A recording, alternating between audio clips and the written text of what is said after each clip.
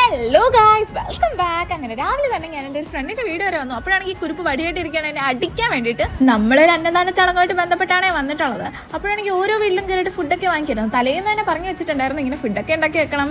അതൊക്കെ അവരെല്ലാവരും പൊതുങ്ങി സെറ്റാക്കി വെച്ചിട്ടുണ്ടായിരുന്നു. അങ്ങനെ രാവിലെ വന്ന് ഓരോ വീട്ടിൽ നിന്നും കളക്ട് ചെയ്തു. എല്ലാവരും ഭയങ്കര ഹാപ്പി ആയിട്ടായിരുന്നു തന്നിട്ടുണ്ടായിരുന്നു. അങ്ങനെ നമ്മൾ കറങ്ങി ഫൈനലി ബ്ലോക്ക് മെമ്പറിൻ്റെ വീട്ടിലോട്ട് വന്നു. അവളാട്ടോ ഇതെല്ലാം കോർഡിനേറ്റ് ചെയ്യുന്നത്. അങ്ങനെ നമ്മൾ പിന്നെയും പൊതി വാങ്ങിക്കാനുണ്ടായിരുന്നു. അങ്ങനെ ഒരു വീട്ടിൽ ചെന്നപ്പോൾ ഒരു ക്യൂട്ട് കുഞ്ഞുമാവേ, ഒരു ക്യൂട്ട് പട്ടിക്കുഞ്ഞും. പിന്നെ ഞാൻ അവളെ തന്നെ അങ്ങിരുന്നു.